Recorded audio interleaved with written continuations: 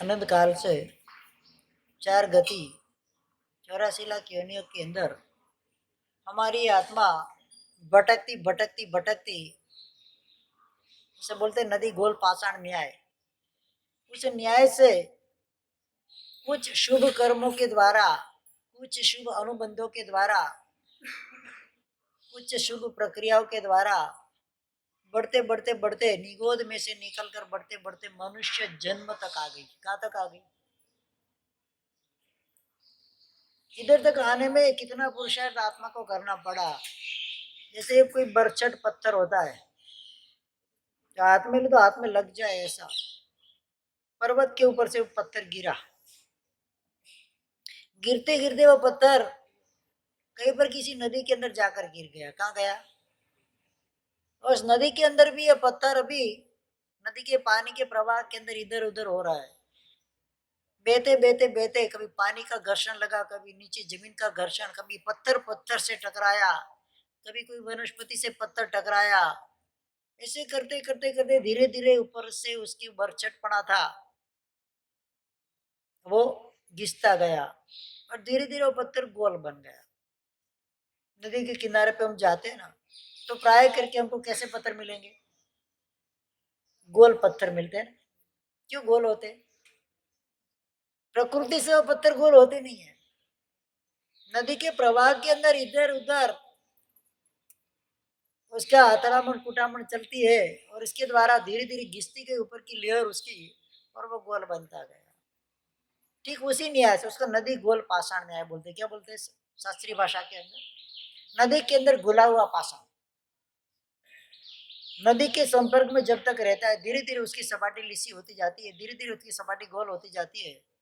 उसके ऊपर से जो खरपना निकल जाता है, खर यानी जो वृक्षपना होता है वो निकल जाता है और धीरे धीरे वो सॉफ्ट बनता जाता है। तो हमारी आत्मा भी अनंत काल से संसार के अंदर एक भाव से दूसरे भाव, दूसरे भाव से तीसरे भाव के अंदर इधर से उधर अतराती कुटाती कुटाती कुटाती धीरे धीरे करके निगोद में से निकलकर 1 इंद्रिय 2 इंद्रिय 3 इंद्रिय 4 इंद्रिय 5 इंद्रिय वहां तक आ गई, 5 इंद्रिय 3 इंद्रिय तक आ गई। वहां पर भी कुछ कई कई जगह पे तीरंज भी देश वृत्ति धर्म का स्वीकार करते हैं जाति स्मरणादि ज्ञान के द्वारा। तो वहां पर भी कुछ ऐसा ध्यान किया होगा और उसके माध्यम से मनुष्य जन्म की प्राप्ति हुई। अब पत्थर कैसा बन गया? निगोद में था तो कैसा था? वो बरछट था, उसकी किनारी हाथ में पकड़ तो लगे ऐसी थी। आज वो पत्थर गोल बन गया है। मतलब अभी परिपूर्ण रूप से वो योग्य बन गया है। पत्थर कैसा बन गया है? वो दर्शनीय बन गया है।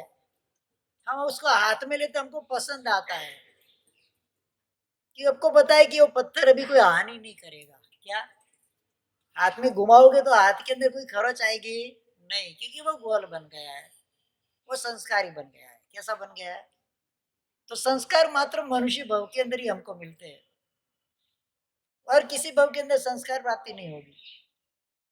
शुभ संस्कार का सिंचन मात्र मनुष्य भव के अंदर मिलता है। धीरे धीरे वो आत्मा अपने पाप कर्म से मुक्त होकर पूर्व भोगे अनादि काल से ऐसे अशुभ भयंकर कोटि के अशुभ कर्मों को खपाती खपाती अकाम निर्जरा या शकाम निर्जरा, 2 प्रकार की निर्जरा बताई। ज्यादा करके अकाम निर्जरा होती है। क्या खाली मनुष्य भव या तिर्यंच का देशवृत्ति वाला भव या नरक के अंदर देवलोक के अंदर शमिक दर्शन के साथ का जो भव होता है, उस भव के अंदर जीव सका उस अवस्था में वो सकाम निर्जरा कर सकता है। बाकी हर चीज के अंदर वो कौन सी निर्जरा होती है? अकाम निर्जरा। मतलब अनायास जैसे वृक्ष होता है, सहन करता है, ताप भी सहन करता है, धूप ठंडी भी सहन करता है, बारिश भी सहन करता है, हवा भी सहन करता है। वृक्ष का जीव होता है, वृक्ष का तो उसका निर्जरा तो होती है, कर्म उसके भी खपते हैं, सहन करता है ना, लेकिन वो अकाम निर्जरा है। अनिच्छा से सहन किए गए कष्टों से जो निर्जरा उत्पन्न होती है वो अकाम निर्जरा कही जाती है। कौन सी?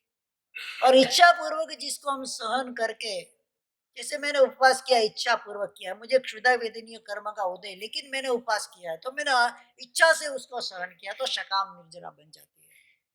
उसकी वैलिडिटी और उसकी क्वालिटी बढ़ जाती है। अकाम निर्जरा से 1 गुना फल मिलेगा तो सकाम निर्जरा से 1000 गुना फल मिलेगा। एक रूपक से अपन देखे तो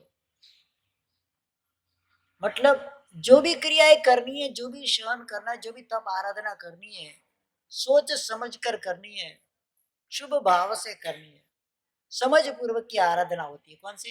वो सकाम निर्जरा करती है। एक व्यक्ति उपवास करता है, भिखारी 7 दिन तक भूखा रहता है, उसको लाभ खाना का नहीं मिलता, इसके लिए उपवास हो गए, अकाम निर्जर, लाभ तो उसको भी मिलता है। लाभ वो मिथ्यात्व अवस्था के अंदर है, उसके अंदर सम्यक उसका ज्ञान नहीं है, अज्ञानता के अंदर वो तप कर रहा है, तब कर रही है, तब हो रहा है। क्या हो रहा है? तब हो रहा है, तो उसको लाभ मिलता है कि नहीं मिलता है? लाभ मिलता है। तामली तापस था, तामली तापस की बात शास्त्र के अंदर आती है। अज्ञानता के अंदर, तापस की अवस्था के अंदर 60 लाख वर्ष तक बेले के पार ने बेला किया। कितना? 60,000। 60,000, 60 लाख में 60,000 वर्ष तक बेले के पार ने बेला किया। और बेले के पाड़े में क्या खाना? मूंग का पानी, राबड़ी, हाँ, मिठाई, फ्रूट का जूस, फ्रूट, क्या खाना पाने में? बेले के पहाड़े में वो घरों में से चावल वोर के लेके आते, पकाया हुआ चावल होता है ना, वोर के लेके आते, लेके आकर उसको पानी में 21 बार धोना। कितनी बार? और वो पानी निकाल देना, पानी नहीं पीना, पानी निकाल देना, फिर जो चावल बचा वो चावल खाना। घर के अंदर आज एक प्रयत्न करना, घर के अंदर चावल बनाते हैं या रोटी बनाते हैं, आपकी थाली में आई, उसको 3 बार पानी से धो दो, बाद में खाओ।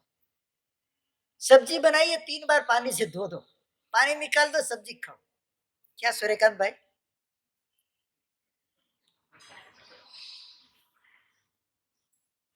चावल आते हैं ना थाली में, तो वाटकी में चावल लेना, उसके अंदर पानी डालना, जितना चावल इतना पानी, उसको बराबर धो देना, धोकर वापस पानी निकाल देना, वापस दूसरी बार, तीसरी बार, 3 बार, 21 बार नहीं, मात्र 3 बार। कितनी बार?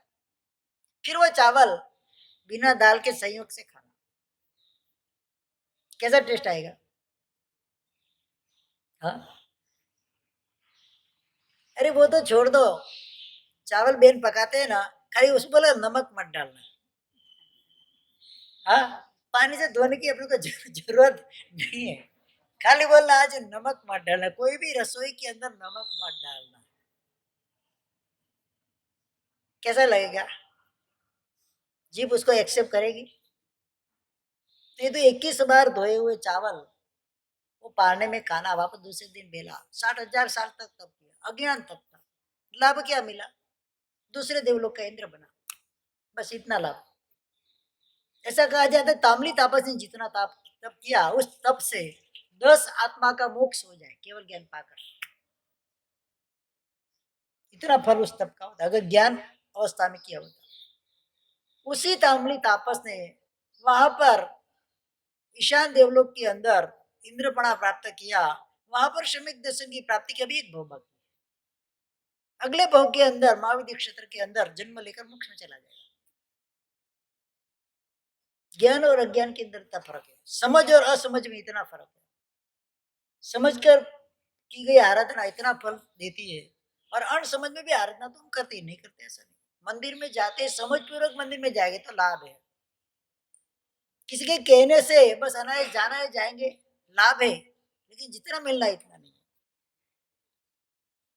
परमात्मा की पूजा समझ पूर्वक करेंगे, परमात्मा की पूजा का फल कितना बताया शास्त्र के अंदर? अनंत फल, मोक्ष फल। कितना? परमात्मा की शुभ भाव से अष्ट प्रकारी पूजा करने वाला फलावंचक योग के अंदर आकर अनंत बल को वो प्राप्त करता है। एक बार खाली परमात्मा की अष्ट प्रकारी पूजा करने से मोक्ष फल की प्राप्ति बताई इसके, लेकिन वो ज्ञान पूर्वक किया जाए, समझ पूर्वक किया जाए, तो सावधानी पूर्वक और विधि पूर्वक किया जाए तो वो लाभ देता है। परिशन वगैरह पर्व आते तब हम करते हैं, कोई भी तब के पीछे उसकी क्रिया होती है। 2 टाइम प्रतिक्रमण अवश्य करना है, जरा अठाई किया आपने, 2 टाइम प्रतिक्रमण अवश्य करना है, परमात्मा की पूजा करनी है, रात्रि भोजन का त्याग होता है तब परमात्मा की पूजा करनी है, प्रवचन श्रवण करना है, और पाप व्यापार का त्याग करना है। उसी प्रकार से जो तप किया जाता है वो तब फलानुवंचक तप बन जाता है। फलावंचक मतलब उत्कृष्ट फल देने वाला बन जाता है। बाकी अठाई करी टीवी के सामने बैठा गया, अठाई करी पूरे दिन दुकान में धंधे में, न प्रतिक्रमण करना, न कोई जाप करना, न कोई पूजा करना, न कुछ नहीं, खाली भूखा रहना, बस तांबली तापस की जैसा तप हो जाता है। कैसा वो तब कैसा हो जाता है? तांबली तापस के जैसा। फल देता है लेकिन जितना फल मिलना चाहिए, उत्कृष्ट उसमें जो फल प्राप्त होना चाहिए उस तप के द्वारा, वो तप का फल प्राप्त हमको नहीं होता। अज्ञान दशा है। यहाँ पर हमारी कल की बात चल रही है। आर्त ध्यान कल मैंने बताया था 4 प्रकार का। कितने? आर्त ध्यान 4 प्रकार के मैंने कल बताया था, उसका नाम भी मैंने कल बताया था। इष्ट वस्तु मिलने पर उसका वियोग हो जाना, हमारे मन के अंदर टेंशन चढ़ जाता है, अरे यार ये कैसे होगा, वापस कब मिलेगा। अनिष्ट वस्तु हमको नहीं चाहिए वो प्राप्त हो जाना, शरीर के अंदर रोग आ जाना, रोग कैसे मिटेगा। और चौथे नंबर के अंदर मैंने बताया था, जो प्रीति करने वाले 5 इंद्रियों के विषय के काम हो गए, वो मिलने के बाद उसको बिछड़ जाना, और उसके बारे में हम जो चिंतन करते हैं अशुभ वो आर्त ध्यान है। ऐसे पूरे दिन के अंदर मैंने कल ही बताया था, जीव 63 प्रकार से, कितने? 63 प्रकार से दुर्ध्यान करता है। इसमें कुछ आर्त ध्यान होते हैं, कुछ रौद्र ध्यान होते हैं। कल मैंने आर्त ध्यान की बात बताई थी, आज रौद्र ध्यान। अट्टेण तीर्यम रुद्रेण नीरयम। आर्त ध्यान से तीर्यंच गति का बंध जीव करता है, रौद्र ध्यान से नरक गति का बंध करता है। भयंकर कोटि का है, एकदम कलुषित ध्यान है, चिंतन है। सबसे पहला हिंसानुबंधी रौद्र ध्यान कौन सा होता है? हिंसानुबंधी, किसी को मारने की ही बात, जैसे आतंकवादी वगैरह होते हैं, उनके मन के अंदर एक ही चीज घुसी होती है, बस मारना है। नहीं मारते तो भी मारने का पाप लगता है। रौद्र ध्यान है उनका, कोई भी सामने आए बस उड़ा दो, बस कुछ नहीं देखना। एक भयंकर कोटि का रौद्र ध्यान। किसी को मारने के लिए उस व्यक्ति के साथ जुड़ता है व्यक्ति, मारने का आशय मन में रख के। राजगुरु नगरी के अंदर वैभारगिरी पर्वत के ऊपर एक बात आती है। एक बार राजगुरु नगरी के सब नगरजन वैभारगिरी पर्वत की तलेटी के अंदर सब पर्यटक के हिसाब से गए हुए थे। सब राजा का आदेश था, तो हर साल में एक बार ऐसा कोई महोत्सव होता है, इंद्र महोत्सव वगैरह, तो सब गए हुए थे। वो भिखारी नगर में घूमता था, कोई उसको देता नहीं था। भयंकर रौद्र परिणाम के उधर भी गया, चलो उधर जाऊंगा तो उधर तो कुछ मिलेगा, किसी ने कुछ नहीं दिया। पर्वत के ऊपर चढ़ गया, मन के अंदर भयंकर परिणाम, सबको देख लूंगा। क्या? सबको देख लूंगा। पर्वत के ऊपर बड़ी शिला थी, कुछ जरा सी टिकी हुई रही थी, उसको पता है वो शिला है, ऊपर जाके धक्का मारूंगा, शिला गिर जाएगी, सब पूरा नगर कुचल कर खत्म हो जाएगा। मन के अंदर कितने भयंकर कोटि के क्लिष्ट परिणाम, रौद्र परिणाम एकदम। मन के अंदर ये रुद्रता है, इसके अंदर भयंकरता कसाई की तांडव कर रही है। चढ़ गया ऊपर, पत्थर की शिला को धक्का मारने के लिए उसके ही पाव फिसला, शिला के नीचे आ गया, शिला गबड़ने लगी, नीचे कुचल कर मर गया। लोगों ने देखा कि शिला गबड़ रही हो तो अपने आप सावधान हो गए, पता चल गया ना, सब सावधान हो गए, सीधा मर के सातवीं नरक में चला गया। एक भी जीव को मारा नहीं, एक भी जीव की हिंसा नहीं की।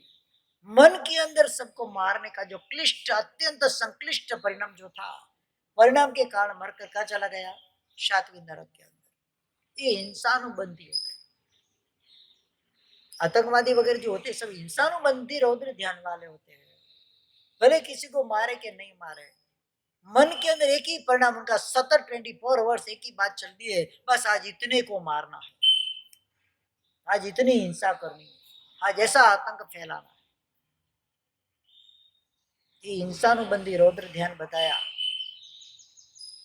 एक विनय रत्न साधु की बात आती है। राजर्षि उदयन संयम लिया था, कुछ समय पहले उस व्यक्ति के साथ उनका कुछ अणबनाव हो गया, कुछ भी हो गया होगा कारण, मन के अंदर उसके रह गया, उसने दीक्षा ली। लेकिन इतनी बड़ी छुरी वो अपने पास छुपा के रखता था। विनय रत्न नाम था उसका। नाम ऐसे गुरु भगवंत इतना जबरदस्त कोटि का विनय करे, इतनी सेवा करे। उसको पता था उदय राजर्षि, पहले तो उदयन मंत्री थे, उदयन राजा, राजर्षि चंद्र उदयन राजा, वो औषध वगैरह करने के लिए आते हैं तिथि तिथि में। तो कभी मौका मिले तो गला काट दूंगा, ऐसी आशय से उसने छुरी रखी हुई थी। 1 साल गया, 2 साल गया, 12 12 साल का इंतजार हो गया। 12 साल से भयंकर कोटि के परिणाम है। एक बार मौका मिल गया, औषध के लिए आए हुए कोई एकांत कोई नहीं था, खाली 3 जने थे। उनने उनके गुरु आचार्य भगवंत, वो विनय रत्न और औषध व्रत के अंदर उदयन राजा, तीनों जन थे। खाली मौका देखा, रात को उठा, सब संतारा कर लिया था। रात को 12 1 बजे उठा, छुरी निकाल के गला काट दिया और उधर से भाग गया। उसका आशय क्या था? सेब लेने का, बस राजा को मार। भयंकर कोटि का हिंसानुबंधी रौद्र ध्यान के अंदर वो जीव, गले पास में आचार्य भगवान का भी संतारा था, गला कट गया, खून निकलते उसका रेला, धीरे धीरे धीरे करके आचार्य महाशय पे संतारे। वो तो राजा तो खत्म हो गए, वो भाग गया। अब 2 जने बचे, खाली राजा का जो डेड बॉडी और आचार्य भगवान। तो धीरे धीरे वो खून का रेला संतारे तक आया, संतारा और खून से भीग गया। हाथ लगा, गिला गिला कैसे हुआ संतारा? उनका तो खून देखा, उन्होंने सुगंध तो आ जाती है ना, पानी और खून में फर्क तो पड़ जाता है। वो तो ज्ञानी थे, पता चल गया उनको। देखा उदयन राजा का गला कटा हुआ है, वही छुरी उधर पड़ी हुई है।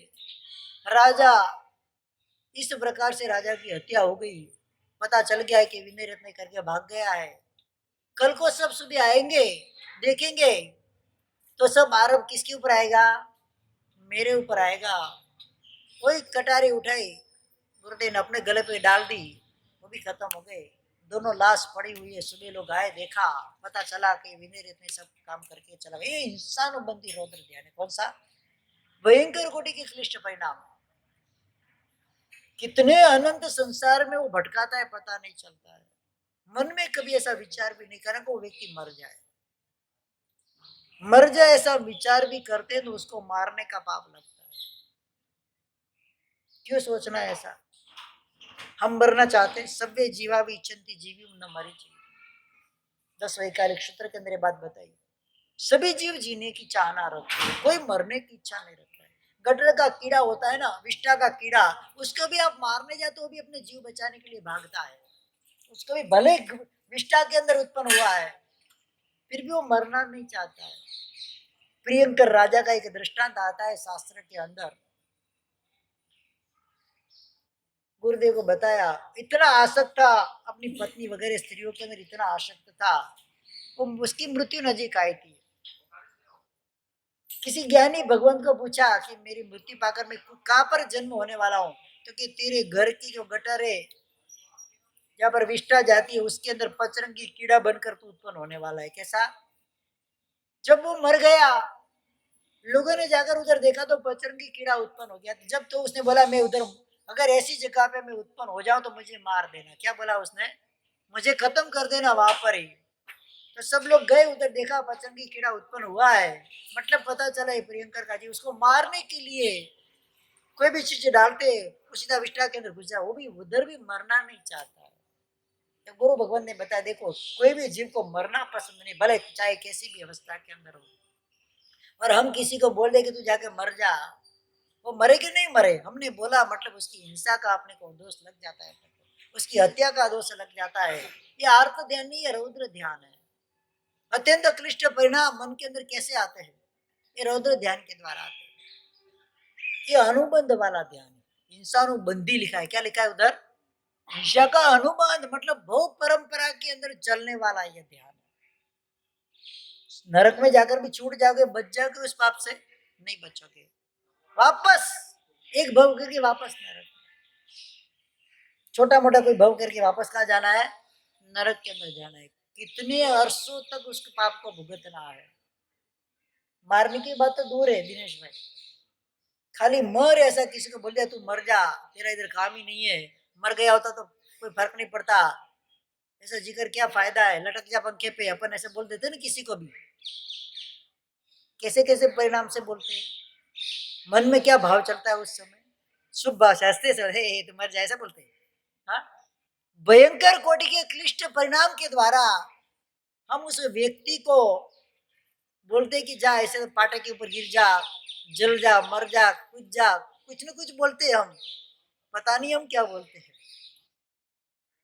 और इन बिटवीन सामने वाले व्यक्ति को भी अगर ऐसा लग जाए कि मुझे ऐसा बोला है, सहन नहीं कर पाए और कूद कर मर जाए, भले वो उसने सुसाइड किए हुए होते, लेकिन भले न्याय नीति की दृष्टि से ऐसा माना जाता है कि उसने सुसाइड किया है, लेकिन ज्ञानी भगवंतों की नजर के अंदर तो उसने सुसाइड नहीं किया, उसकी हत्या हुई है। क्या हुआ है? शास्त्र की दृष्टि से देखा जाए तो क्या हुआ है? उसकी हत्या हुई। हमने उसको प्रेरणा की है मरने की। क्या किया है? हमारी प्रेरणा से वो मरी है।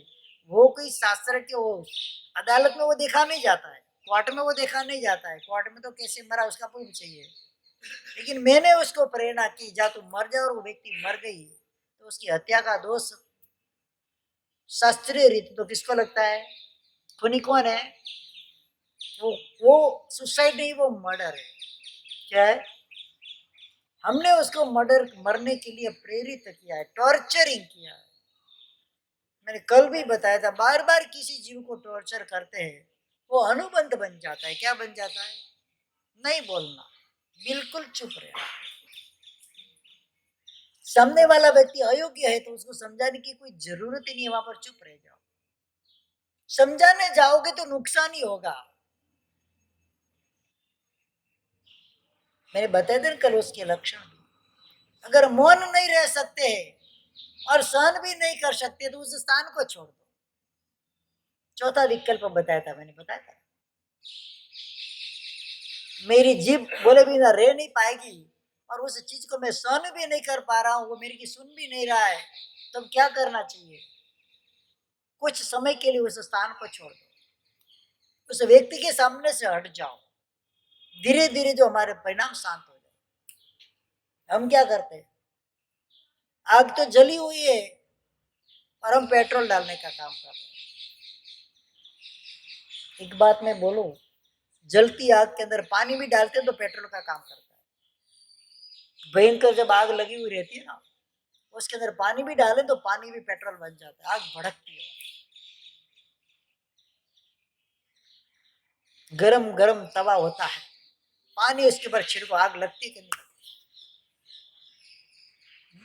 लगती है? कि नहीं लगती? छम करके उछलती है, आग लगती है कि नहीं लगती? क्यों लगती है? पानी आग लगाता है।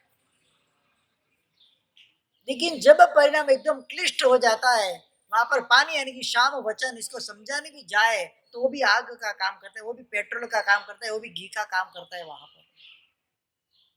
मतलब वो व्यक्ति अभी तद्दन अयोग्य है समझने के लिए, तो बिल्कुल कुछ नहीं बोलना, उधर से हट जाना। अगर मेरी इतनी नहीं है कि मैं बोले बिना नहीं रह पाता हूं, मैं मौन नहीं रह सकता हूं, तो उधर से हट जाओ, कोई दूसरे स्थान में चले जाओ, ताकि वो परिणाम आर्त ध्यान तक रह जाए, रौद्र ध्यान के अंदर परिणत न हो। एक बार रौद्र ध्यान में आ गया तो अनंत अनुबंधी, मतलब वो अनुबंध वाला बन जाएगा।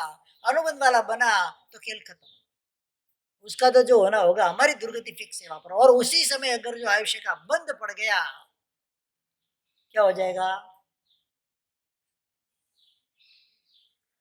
दुर्मुख दूत वचन शाणी ने कोप चढ़ियो तत्काल, मनसु संग्राम मांडियो रे जीव पड़ियो जंजाल।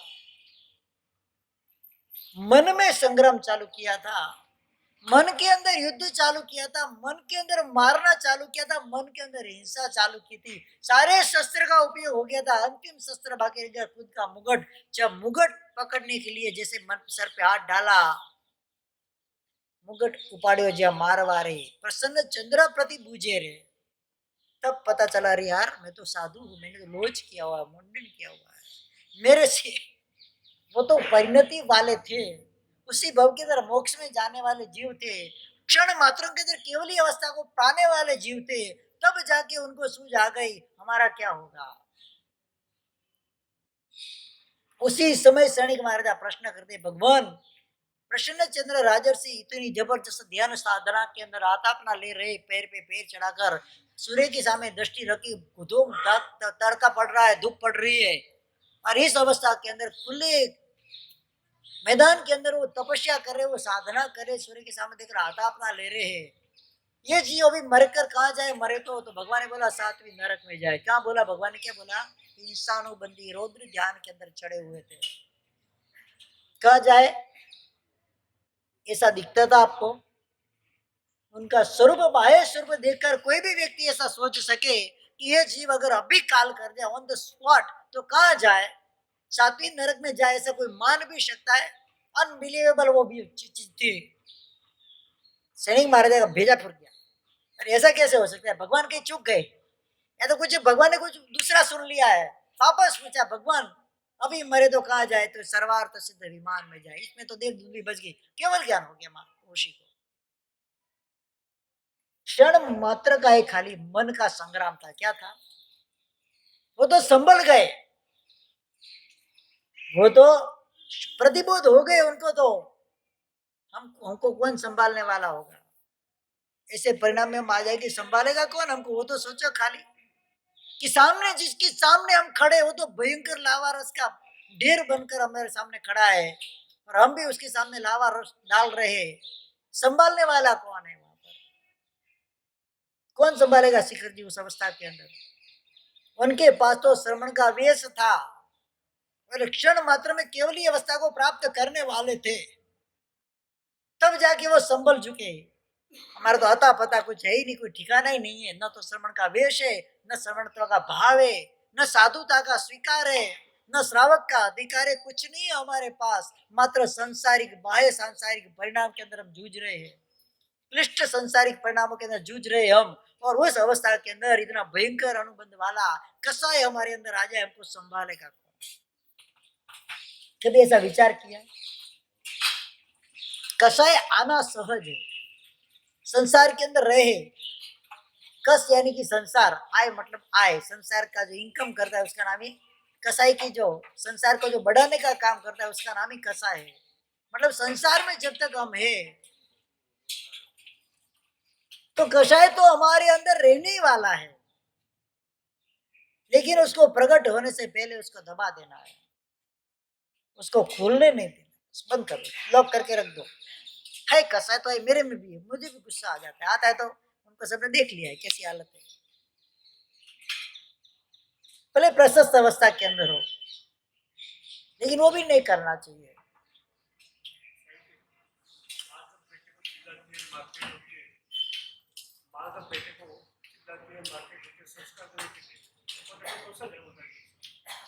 वो आशय शुद्धि होती है तो कोई प्रॉब्लम नहीं है, उसमें स्वार्थ बुद्धि आए तो अर्थ ध्यान और रौद्र ध्यान हो जाएगा।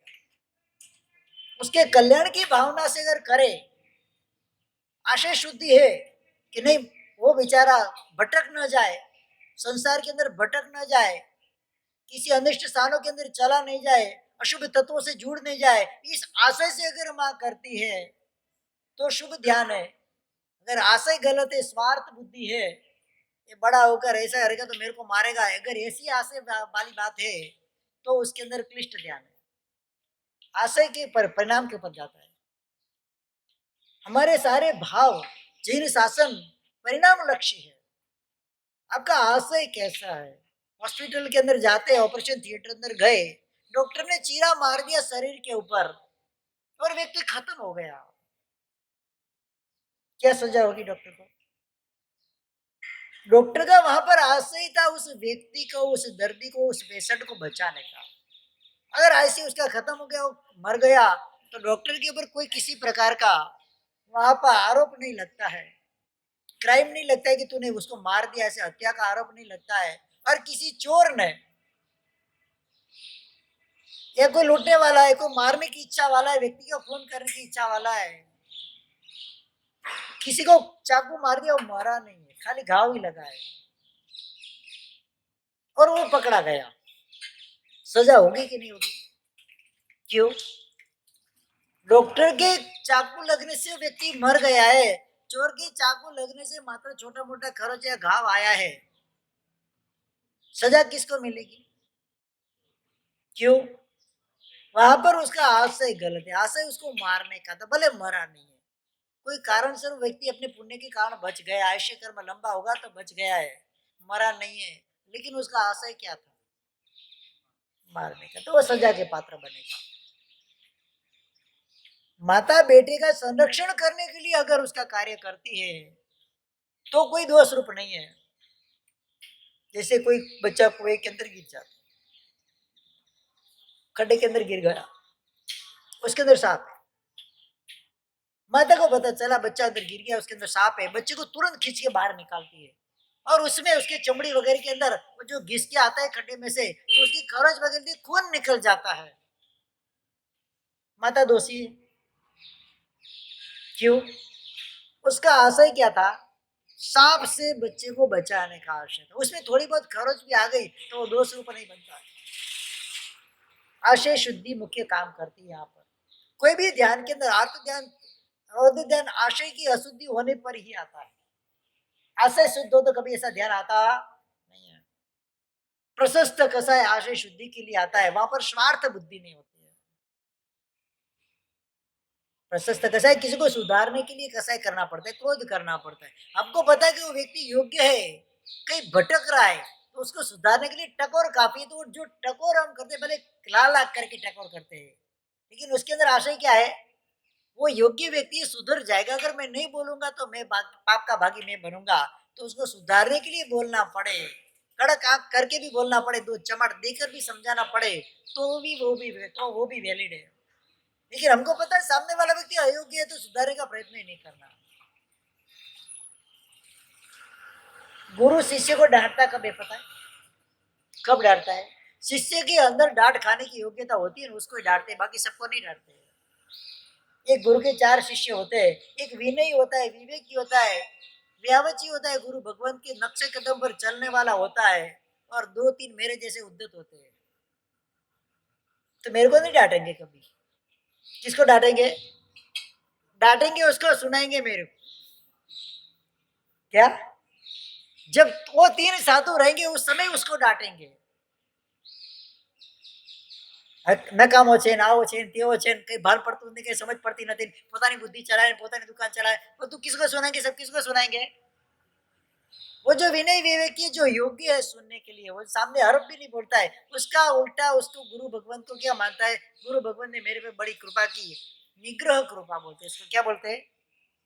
शिष्य को डांटना मतलब निग्रह कृपा है। अनुग्रह कृपा भी होती है, उपकार कृपा। निग्रह कृपा मतलब उसको डांटना होता है। कभी अनुग्रह कृपा होती है, कभी निग्रह कृपा होती है। अगर वो योग्य व्यक्ति तो क्या समझेगा? भगवान ने मेरे पे निग्रह कृपा करी। अयोग्य होगा तो क्या समझेगा? मेरे को डांटने का प्रयत्न किया, मेरे को नीचा दिखाया, देख लूंगा अभी मैं भी कोई कम नहीं हूं। ऐसे व्यक्ति को समझाया नहीं जाता है, उसको उपदेश भी, वो उपदेश ग्रहण करने की योग्य नहीं होता है, उपदेश देना भी नहीं चाहिए उसको। एक दो बार में करते हैं तो प्रैक्टिकली पता चल जाता है, बार बार क्यों समझाने जाना? दो बार समझाया, सामने ही आता है, तीसरी बार समझाया और सामने आया, तो चौथी बार मूर्ख हो तो समझाने जाए। मार खानी है तो सामने पढ़ो, बोलते ना, पर बोलते ना कि उसके सामने कब पढ़ना, मार खाने की इच्छा हो तो पढ़ो। कि अभी चौथी बार समझाने जाएंगे तो सीधा हिंसकता के ऊपर वो व्यक्ति उतर जाएगा, कभी दो चार लपड़ाक भी लगा दे तो पता चले नहीं, तो उस समय वो समझाने के योग्य नहीं है। मौन रह जाना, मौन नहीं रह सकते तो निकल जाना उधर से, तो स्थान को छोड़ देना। जब शांत हो जाए, एक दो दिन तीन दिन में वापस आ। यहाँ पर पहले नंबर का ध्यान बताया हिंसानुबंधी रौद्र ध्यान, दूसरा नंबर का ध्यान बताया मृषानुबंधी, झूठ बोलना। हर बात में झूठ झूठ झूठ झूठ झूठ। दिन में कितनी बार बोलते हैं हम?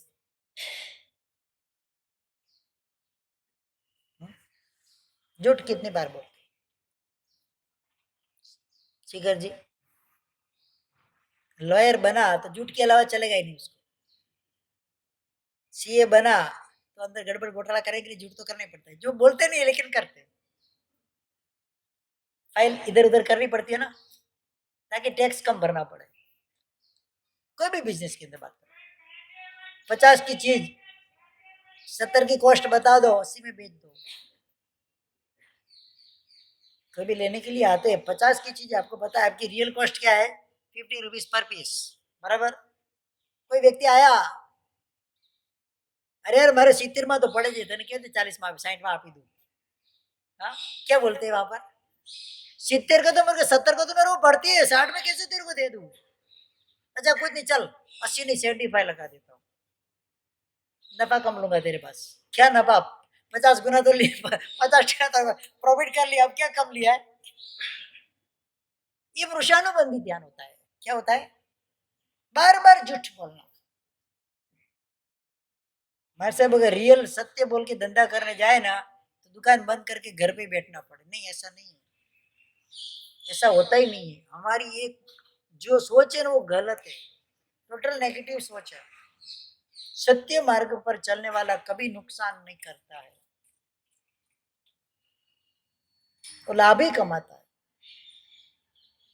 झूठ का मार्ग होता है तो ज्यादा समय नहीं चलता है, पता चल जाए, फिर वही व्यक्ति 3 दुकान के अंदर भाव करा के आए।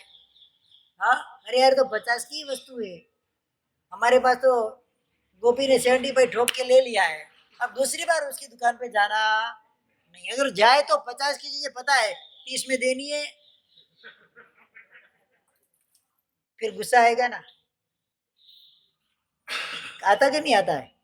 तो ये सब होता है। तो ये तो झूठ बोलने से हमारी जो इमेज बनी हुई है, इमेज खत्म हो जाती है, विश्वास खत्म हो जाता है, और दूसरे नंबर के अंदर उस व्यक्ति को हमारे प्रति द्वेष भाव प्रकट हो जाता है।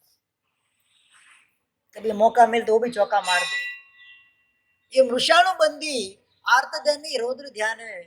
बार बार ये भी, चारों के भी 4 ध्यान में बताऊंगा, उसके भी 4 लक्षण है। तो लक्षण के ऊपर से पता चल जाएगा ये ध्यान क्या क्या काम करते हैं। दूसरे नंबर का ये वृषाणुबंदी, बार बार बात बात में झूठ बोलना, आदत ही पड़ जाती है झूठ बोलने की। अपने आप को कहते हैं सत्यवादी हरिश्चंद्र, पर एक भी बात उनकी सत्य होती नहीं है। बात बात में झूठ बोलना, वृषाणुबंदी। तीसरे नंबर के अंदर स्तेनानुबंधी, चोरी का माल लेना, चोरी को साथ देना और चोर को साथ देना, स्तेनानुबंधी है। भयंकर कोटि का ये पाप। दो ये चीज सी जग में खोटी, एक यारी ने बीजी चोरी। चोरी का जो पाप बताया है, एक बार मन के अंदर ये पाप घुस जाता है, चोरी का कीड़ा, सस्ता माल मिलता है, क्या लाओ और महंगा बेचो, काला बाजारी का माल, जिसकी आपकी भाषा में बताया तो कौन सा माल है, काला बाजारी का। जिस किसी की रेशनिंग वगैरह की दुकान होती है, गवर्नमेंट से जो माल आता है, जो टॉप माल आता है, वो तो बारों बार खप जाता है। हल्का माल होता है पब्लिक को देते हैं, टॉप माल होता है डबल या 3 गुने दाम में व्यापारी को बेच देते हैं। ये चोरी, चोरी करना, चोरी करवाना, और जो चोरी कर रहा है उसको साथ देना। करते कि नहीं करते, वो टैक्स चोरी करते, टैक्स चोरी में साथ देते ना सीए बनकर, नहीं देते कि भाई तेरा टैक्स कम लगे तो 2 4 बिल और बढ़ा देता हूँ मैं। ये साथ देना होता है, चोरी के अंदर साथ देना होता है। भाई बिजनेस धंधा है, करना पड़ता है। आशय शुद्ध रखना, परिणति शुद्ध रखना, इसमें किसी को बचाने का, हाँ गलत टैक्स देना पड़ता है, गवर्नमेंट को गलत खा जाती है, हमको गलत नहीं देना है, उसके हिसाब से अपन थोड़ा आशय शुद्धि करके करते तो दोष कम लगता है, दोष लगता तो है लेकिन कम लगता है। कि उधर जो भी पैसा जाएगा उसका कोई उपयोग बराबर होने वाला नहीं है। तो जितना गवर्नमेंट में कम जाए इतना, तो वो जो पैसा बचता है टैक्स का, उसका सत् कार्य के अंदर उपयोग करने की उसको प्रेरणा दे देना उस समय, कि भाई तेने मेरा तेरा मैंने 5 लाख रुपया टैक्स बचाया है, कम से कम 5 लाख रुपया तो सत् कार्य के अंदर खर्च देना। गवर्नमेंट ने भले नहीं देना, लेकिन किसी दीन गरीब का उद्धार कर देना, धर्म क्षेत्र के अंदर उसका व्याप कर देना। मैं इस आशय से मैंने तेरा टैक्स बचाया है, खास बोल देना उसमें। हर व्यापार के अंदर, घर के अंदर भी हम है, तो उसी हिसाब से हमको चलना है। मन का परिणाम हमारा शुद्ध होगा ना, तो हमको दोष कम लगेगा। हाँ हाँ, वो तो झूठ झूठ नहीं बोला, झूठ का ही नहीं जाता है ना। दृष्टांत आता है ना शास्त्र के अंदर, एक साधु भगवान जंगल के अंदर कौशल ध्यान में खड़े थे, एक हिरण वहां से पसार हुआ, 2 रास्ता पड़ता था, शिकारी हिरण के पीछे पड़ा, भाग के आया, हिरण को तुमने देखा है? वो झूठ भी नहीं बोलते, सच भी नहीं बोल सकते, इशारे से खाली हाथ करके बता दिया। गया था इधर, हाथ करके बताया। वहां पर आशय क्या था? उस जीव को बचाने का आशय था, वहां दोष नहीं लगता है। वो परेशान हुआ शिकारी, उसका कोई दोष नहीं लगता है अपने को। मेन अपना आदेश उद्देश्य क्या था? वो हिरण को बचाने का उद्देश्य था। तो वहां पर झूठ नहीं होता। किसी को बचाने की, किसी की रक्षा करने के लिए झूठ बोलना पड़े, वह मायाचार नहीं है। वो क्या है? एक आंतरिक परिणाम है किसी को बचाने की, शुभ दृष्टि है, मायाचार नहीं है। माया के कारण हम ऐसा नहीं, कपट के कारण ऐसा नहीं करे कि स्वार्थ बुद्धि वहां पर नहीं, परार्थ बुद्धि से कार्य कर रहे। वही कार्य अगर स्वार्थ बुद्धि से करे तो दोष लगता ही है कि मेरे बेटे को बचाऊं, उसका बेटा भले फंसे तो फंसे। वहां स्वार्थ बुद्धि है, वहां परार्थ बुद्धि नहीं है, वहां दोष लगता है, वहां तो डबल लगता है, मायाचार हुई। मृषा नहीं हुआ, माया मृषा हो गया। क्या हो गया? वो तो 70वां पाप हो गया। फिर दूसरे में से कहां से चला गया? सेकंड में से सेकंड लास्ट हो गया, 17वां पाप हो गया। वो तो भयंकर कोटि का चला गया। आशय शुद्धि सबको बचाना है तो बराबर है। नहीं, उसका बेटा फंसे तो भले फंसे, लेकिन मेरा बेटा बच जाना चाहिए, इसके लिए मैं झूठ बोल दूं, नहीं, वो बात गलत है। करना तो सबके लिए न्याय समान होता है। आपकी बचाने का आशय है ना, चलो मान लिया कि बचाने का आशय है, तो सबको, किसी एक व्यक्ति को नहीं, किसी पर्टिकुलर व्यक्ति को नहीं। या तो भले आपका बेटा फंसे तो फंसे, लेकिन सामने वालों को बचाना है, तो भी आशय सिद्ध हुआ। क्या? वहां पर स्वार्थ नहीं आया। निर्दोष नहीं फंसना चाहिए, दोषी भले फंसे, निर्दोष नहीं फंसना चाहिए, तो ये आशय शुद्धि आ गई। इसी प्रकार अपना स्तेनानुबंधी, स्तेन यानी कि चोर, चोरी का माल लेना, चोरी करनी, चोरी करवानी, चोरी करने के निमित्त देने। मतलब पता चला? ये बात में पता नहीं चला हो। चोरी करने के निमित्त देने मतलब व्यक्ति को जरूरियात के हिसाब से कम देना, उसको चोरी करने पे मजबूर करना। ऑफिस वगैरह के अंदर वर्कर्स काम करते हैं, उसकी जरूरियात है और उसका काम है, जितना काम करता है उसके हिसाब से उसको वेतन नहीं देते हैं, तनख्वाह वगैरह अपनी अपनी भाषा में बोलते हैं, वो नहीं देते। हम मजबूरन उसको चोरी करनी पड़ती है, उसको इच्छा नहीं है चोरी करने की, ये घर बार चलाना है। 5,000 में कोई घर बार चलने वाला नहीं तो चोरी करेगा। संस्था के अंदर कोई धार्मिक संस्था होती है, वहां पर कोई काम करने वाला होता है, मंदिर के अंदर काम करने वाले होते हैं, अपने ऑफिसों के अंदर काम करने वाले होते हैं। आपका घर 5,000 में महीने में चलता है? मैं आपको प्रश्न करता हूँ, नॉर्मल लास्ट में लास्ट बोले कर कसर करके घर चलाओ, महीने में 5,000 में 4 जन का फैमिली का घर चलेगा? तो सामने वाला व्यक्ति का कैसे चलेगा? चलेगा? फिर क्या करेगा वो? निमित्त किसने दिया? और ऊपर से दबड़ाते, 5,000 तो देते हैं ना, कम देते हैं क्या? मेरे जैसा 10,000 चल मेरे घर पे नौकरी करने आ जा, देता हूँ तेरे को 10,000, बाकी किधर भी कमाना नहीं, 10,000 मैं दूंगा, कर। आएंगे वापस? नहीं, ऐसा नहीं है।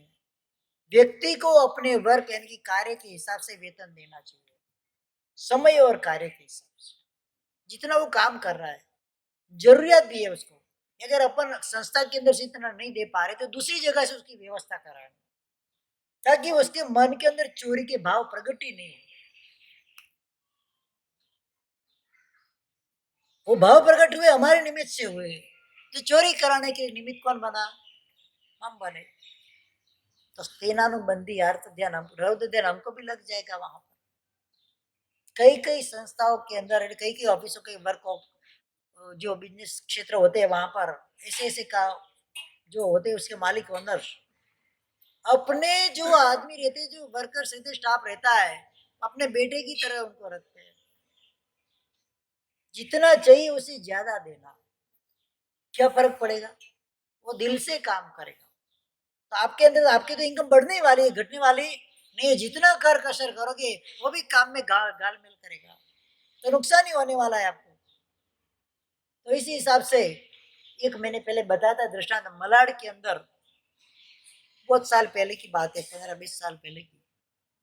एक जन का कोई दुकान वगैरह शॉप वगैरह होगा, जो भी होगा मुझे याद नहीं है, ऑफिस वगैरह होगा, वहां पर स्टाफ काम करे 20 जने, कितने 20 जने काम कर रहे। 5 साल हो जाए तो उसको काम में से निकाल देने, 5 साल के बाद काम नहीं करना। क्यों नहीं करना पता है? उसको इतना कैपेबल बना दे कि उसको अपना बिजनेस चालू करा दे, उस व्यक्ति को खुद का बिजनेस चालू करा देना। 5 साल से ज्यादा कोई भी वर्कर को रखना, 5 साल में बॉस जो होते थे उसको इतना कैपेबल और इतना समझा देते, इतना सिखा देते थे, अपना बिजनेस चालू करने के लिए उसको सपोर्ट भी कर देते। तो तेरा काम कर, नौकरी क्यों कर रहा है? तेरे में इतनी अगर योग्यता है, काबिलियत है, तो तेरा काम कर। जो स्टाफ को जिस दिन उनको ऑफिस में से लीव देनी है, मतलब उसको जाना है, छोड़कर जाना है, सेंड ऑफ करना है, वो रोता है स्टाफ, नहीं आप जिंदगी भर मैं आपकी उधर ही नौकरी करूंगा, मुझे अलग धंधा नहीं करना है। क्या क्या आपके जैसे बॉस हमको मिलने वाले नहीं है? लेकिन उधर का रूल है 5 साल के बाद आपको कंपलसरी छोड़ देना है, अपना नया बिजनेस वगैरह जमा लो। वो कोई सामने से करके जमा देते, ऐसे कई लोगों को उन्होंने पग भर किया है। अबे उनकी जगह पे, उनके स्थान में कोई चोरी करने का विचार करेगा? सवाल ही नहीं आता है। उनके घर में किसी को तपस्या होती है, उनकी खुद की तपस्या होती है, जैसे 28 किया तो 8 दिन छुट्टी, और पीछे के 2 दिन छुट्टी पालना की, 10 दिन का पगार चालू। और सेठ घर पे जाते हैं, जितनी तप किया उतने 100 रुपए का कवर उसके हाथ में देकर आना। हर स्टाफ के जिसने भी तपस्या की है, इतने बड़े सेठ है, अरबोपति है, लेकिन वो छोटे से झोपड़पट्टी में भी क्यों नहीं रहता, उसके घर में गाड़ी लेके जाए, जितनी 30 उपवास किया तो 3,000 रुपया का कवर, तो उस समय की बात है, उसके हाथ में देकर आना। घर में किसी ने भी तपस्या की स्टाफ के घर में, बोलो कभी उसको मन में भी चोरी करने का विचार आए? बॉस ने बोला 8 नहीं, आज 10 बजे तक काम करना है, अरे 10 क्या 12 बजे तक बैठूंगा। ये होती है नीति और ईमानदारी। लाखों करोड़ों रुपया कमाते, नहीं कमाते ऐसा नहीं, ईमानदारी से। उन्होंने बोल दिया मेरी दुकान के अंदर एक भी रुपया की गालमेल नहीं करनी, जो भी है सीधा स्पष्ट हिसाब चाहिए, मेरे को ज्यादा नहीं कमाना है, अनिति का पैसा नहीं चाहिए। दोष लगता है, वो दोष भी 4 लक्षण में बताऊंगा मैं आपको। सेनानुबंदी के बाद जो हमारे सबके लिए जरूरी है वो संरक्षणानुबंधी रौद्र ध्यान। पहले आए से राजस्थान से या गुजरात से आए थे यहाँ पर, शायद झुग्गी झोपड़पट्टी में रहते होंगे दादा परदादा, कुछ नहीं था हमारे पास, था कुछ तो कुछ नहीं था, तो उसको रक्षण करने का विचार भी था, ये तो रखेंगे ना। हाँ, अब आपस कमाए हम, लाख वाले हुए, 10 लाख वाले हुए, करोड़ वाले हुए, 10 करोड़ वाले हुए, जितना पैसा बढ़ता गया, जितनी धन राशि बढ़ती गई, जितनी दौलत हमारी बढ़ती गई, तो बढ़ने के बाद सुखी हो के दुखी हो? नहीं था तब सुखी थे कि है तो सुखी दिनेश भाई? 5 लाख रुपया आज कमाया, हाँ, किस तरह से उसकी रक्षा करो, टैक्स नहीं भरना पड़े, गवर्नमेंट में दिखाना नहीं पड़े, कोई चोरी नहीं कर जाए, उसकी रक्षण करने के कितने प्लान होते हैं। फिक्स डिपॉजिट एफडी कर लो, एसआईपी भर लो, ये कर लो, वो कर लो, किसी को लोन पे दे दू, किसी को ब्याज पे दे दू। कितना हमारे मन के अंदर उस पैसे को बचाने का, संरक्षण का, हमारे मन के अंदर जो तांडव चलता है, संरक्षण अनुबंधी रौद्र ध्यान है। कमा तो लेते हैं, पुण्य से पैसा मिल तो जाता है राजू भाई, पुण्य से पैसा मिल तो जाता है, मिलने के बाद उसका रक्षण कैसे करें, उसके पीछे जिंदगी निकल जाती। कितना ध्यान होता है, कैसा ध्यान होता है वहां पर? अच्छा ध्यान होता है। चलो आज 5 लाख रुपया एक्स्ट्रा कमाया हूं, जाके साधारण खाता में लिखा देता हूँ। हाँ, टेंशन ही नहीं, मुझे संभालने वाले संभालेंगे, मुझे क्या टेंशन करना है? नहीं, ऐसा तो होता ही नहीं है। 5 लाख कमाया, साधारण खाते में लगाना कितना, 500 रुपया, वो भी मरते मरते लिखाए तो है ना, सामने से वापस दिखाते लिखाए तो है ना। ऐसे थोड़ी है, हम तो लिखाते ही हर साल, कितना लिखाते हर साल, कमाते कितना, कितना कमाते और लिखाते कितना। एक खाली जैन शासन में कायदा आ जाए ना, जो व्यक्ति जितना कमाता है उसका मात्र 1% साधारण में कंपलसरी उसको हर साल देना है। कितना? जितना पूरे साल में कमाते हैं नेट इनकम आपकी, उसमें से मात्र 1% साधारण खाते में देना है। मैं आपको चैलेंज करता हूं, भारत भर का कोई भी संघ साधारण खाते के टोटे में नहीं आए। आए? कितना देना है? साल भर का आपने जितना कमाया मात्र 1%। 5 लाख कमाए तो 5,000, 10 लाख कमाया तो 10,000, 1 करोड़ कमाया तो 1 लाख साधारण खाते में देना है। स्वेच्छा अगर सब देने लगे, कोई भी संघ के अंदर साधारण खाते का टोटा पड़े। समझ रहा, 1% ब्याज कम आया था, 12% के बदले 11% आया था, क्या फर्क पड़ा मुझे? वो कान खजूरा होता है ना, कितने पग होते हैं उसके? सैकड़ों होते हैं। एक हाथ पैर टूट भी गया तो उसको क्या फर्क पड़ता है? हाँ। और नहीं चल पाता लंगड़ा हो जाता है? नहीं होता है। जितना कमाते मात्र 1% सर्वसाधारण में अगर ये ऐलान हो जाए जैन शासन के अंदर आपको रहना है तो ये नियम का कड़क रूप से पालन करना है। मैं नहीं मानता कि भारत भर के कोई भी संघ साधारण खाते के टोटे में आए। मेरे विचार थोड़े तगलकी है, बहुत लंबी सोचता हूं। कितना? कितना देना है? खाली 1%। विनोद भाई, आता है 1%? पद्मावती नगर वाले कमाते उनकी इनकम में से 1% साधारण में आता है। मांगने ही नहीं जाना पड़े। और बहनों को बोलता हूं, जितना साल भर में खर्चा करते हैं उसमें से 1% साधारण में लिखाना। ड्रेस लाने में, दागिना लाने में, घूमने फिरने में, साल भर में जितना आप खर्चा करते हैं उसमें से मात्र 1% आपके हिसाब से आपके नाम से साधारण में लिखाना। एक बहन का 2,000 रुपया तो कम से कम आया, साल भर का नहीं आया। कम कम ज्यादा की तो बात नहीं कर रहा हूं मैं, लेकिन कम से कम 2,000 रुपया तो एक व्यक्ति का आए कि 2 लाख रुपया तो खर्चा हम कर ही लेते हैं साल भर। ये संरक्षणानुबंधी जो दुर्ध्यान होता है, उस दुर्ध्यान को दूर करने के लिए सत्कार्य के अंदर खर्च करना है। और संरक्षण के उपाय सोचने नहीं होते, ऑटोमेटिक हो जाते हैं। निदान पहले एक बात आती थी, आपके पास 100 रुपया है तो 25 रुपीज आपको घर के खर्च के अंदर लगाना है, 25 रुपीज धर्म कार्य के अंदर लगाना है, 25 रुपीज बिजनेस में लगाना है और 25 रुपीज निदान करना है। कभी भी वो व्यक्ति नुकसान नहीं करता है, दिवाला कभी होता नहीं है उसका। 100 रुपया में से मात्र 25 रुपया का ही बिजनेस करना है। यहाँ पर तो 25 रुपया जेब में होता है, 25,000 का बिजनेस करते हैं। फिर दिवाला नहीं होगा तो क्या होगा? चला तो ठीक है, नहीं चला तो नमोरियंता। किसका दिया है? तुम्हारा रखा है। हाँ, किसका दिया और तुम्हारा रखा है मैंने, बस वही बात हो जाती है। फिर हाथ ऊपर कर दो।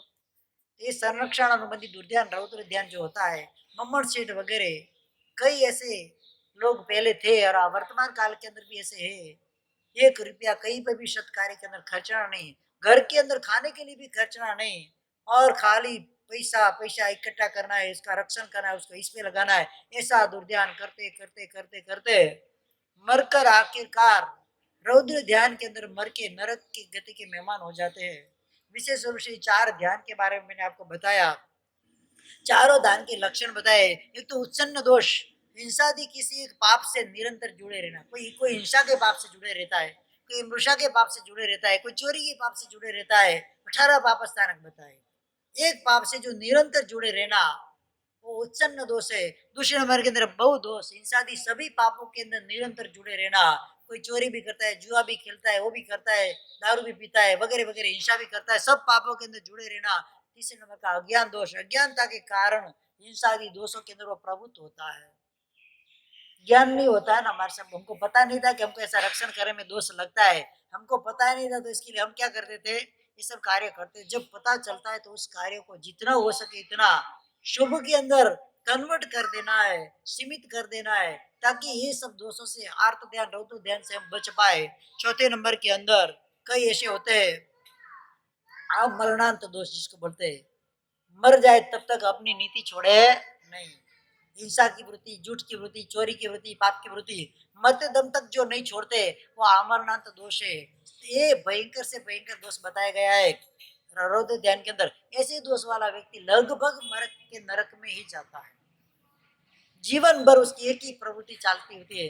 कोई व्यापारी होता तो लूटने की प्रवृत्ति चलती होती है, कोई सासू बहू होता तो उसके झगड़े के अंदर एक दूसरे को टॉर्चरिंग की वृत्ति चालू रहती है। ये अमरनाथ दोष बन जाता है। और ये भयंकर कोटि का ये दोष कितने भी हमारी आराधना साधना को फेल करके, निष्फल करके कहाँ पर धकेल देती है?